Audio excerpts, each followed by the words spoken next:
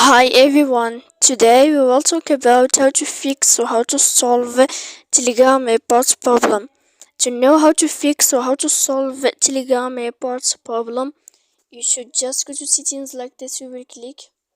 After that, in this page, you will go to apps, default apps, app settings. When you will see this list, you will go down to find the application of Telegram and you will enter here. Sorry.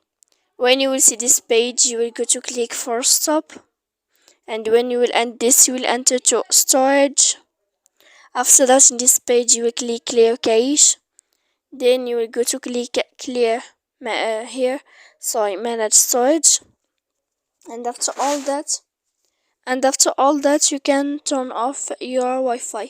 So please don't forget to support us by like and subscribe. See you next time in another video.